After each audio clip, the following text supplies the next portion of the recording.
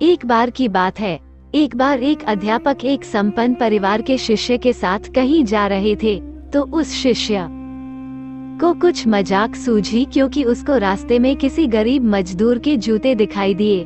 उसने अध्यापक से कहा, गुरुजी अगर हम इन जूतों को छुपा दे तो कितना मजा आएगा। अब उसको तो मजाक सूझ रहा था, लेकिन गुरुजी ने कहा कि नहीं, गरीब इंसान के साथ इस तरह का भद्दा मजाक करना ठीक नहीं है। उसने कहा, क्यों ना हम इन जूतों में कुछ सिक्के डाल दे और देखें कि इसका इस गरीब मजदूर पर क्या प्रभाव पड़ता है। उन्होंने ऐसा ही किया। जैसे ही मजदूर अपना काम करके लौटा और उसने एक पांव अपने जूते में डाला तो उसको कुछ कठोर सा महसूस हुआ। उसने अंदर हाथ डाला तो उसको कुछ सिक्के दिखाई दिए। वो थोड़ा आश्चर्य में पड़ गया। आसपास किसको देखा तो कोई भी दिखाई नहीं दिया। वापस उसने दूसरा पैर अपने जूते में डाला और वापस उसको उसमें कुछ सिक्के दिखाई दिए।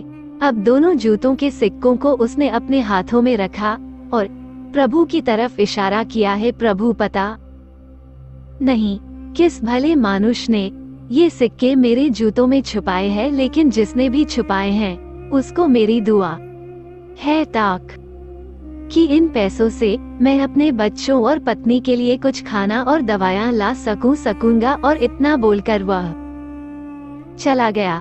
इस बात को शिष्य और अध्यापक दोनों सुन रहे थे। अब अध्यापक ने शिष्य से पूछा कि अब तुम मुझे बताओ कि तुम्हें कैसा महसूस हुआ, तुम्हारी पहले वाली मजाक या मेरा ये तरीका। तो उसने कहा कि गुरुजी, मैं आपसे क्षमा चाहता हूँ। अब मुझे समझ आ गया है कि सच्ची खुशी किस चीज में है। जब हम किसी की मजाक उड़ाते हैं तो हमें कुछ पल का आनंद मिलता है, लेकिन इससे हमें बद्दुआ मिलती है।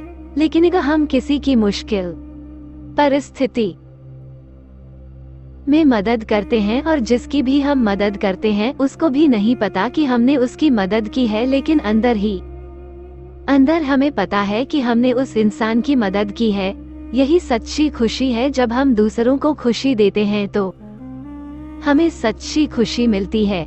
इसी तरह खुशियां बांटते रहिए, लोगों की मदद करते रहिए और दान करते रहिए जिसके भी आप काबिल हो।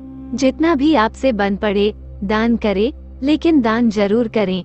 इसका मतलब यह नहीं है कि आपको कंपलसरी या अनिवार्य रूप से इतने रुपए दान करने ही चाहिए, क्योंकि हर किसी की जरूरत अलग अलग हो सकती है।